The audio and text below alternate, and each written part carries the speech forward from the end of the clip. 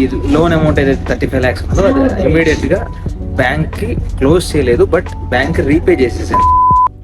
Hello guys, నేను మీ జగన్నారేపల్లి.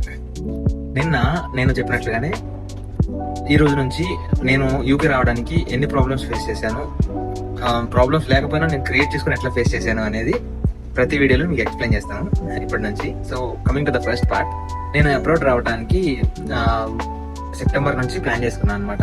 UK రావడానికి. So universities కూడా చాలా ఈజీగానే చూస్ చేసేసుకున్నాను.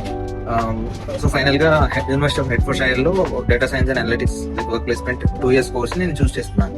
సో ఇంతవరకు బాగానే ఉంది. నేను ఇనీషియల్గా ఏం చేశానంటే క్రెడిలాలో లోన్ తీసేసుకున్నాను, ఎందుకంటే మనకి ఇంకా వేరే సోర్స్ లేదనమాట. సో నేను తీసేసుకుని ఏం చేశానంటే ఎక్కడ మా ఇంట్లో పేరెంట్స్ యాక్సెప్ట్ చేయరో మళ్ళీ మధ్యలో ఆపేస్తారు అని చెప్పేసి మా ఇంట్లో వాళ్ళు నేను ముందే ఒక 2000 pounds పే చేశాను అనమాట, చెప్పకుండా. పే చేసేసిన తర్వాత ఎప్పుడో చెప్పాను. బట్ తర్వాత ఏమైందంటే ఈ యూకే రూల్స్ అప్పుడే కొంచెం చేంజ్ అయ్యాయి. PSW 18 months అండ్ ప్రపోజల్స్ కూడా కొన్ని వచ్చినాయి అనమాట.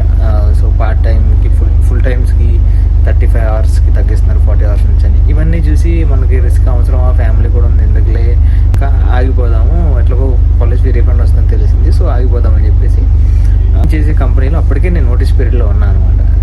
నేను అబ్రాడ్ వెళ్తున్నాను, నోటీస్ పీరియడ్ అంటే రెసిగ్నేషన్ పెట్టేశాను. సో నోటీస్ పీరియడ్లో ఉన్నాను. బట్ మా కంపెనీ రూల్స్ ప్రకారం లాస్ట్ డే వరకు రెసిగ్నేషన్ విత్డ్రా చేసుకోవచ్చు అన్నారన్న ధైర్యంతో నేను రెసిగ్నేషన్ పెట్టేశాను.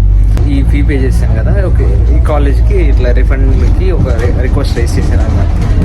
ఈ లోన్ అమౌంట్ ఏదైతే 35 lakhs ఉందో అది ఇమీడియట్గా బ్యాంక్కి క్లోజ్ చేయలేదు, బట్ బ్యాంక్ రీపే చేసేసాను with interest of 1 month, that is 40,000 rupees. Next ఏం జరిగింది అనేది నెక్స్ట్ వీడియోలో చెప్తాను. సో అప్పటి వరకు కీప్ ఫాలోయింగ్ మీ.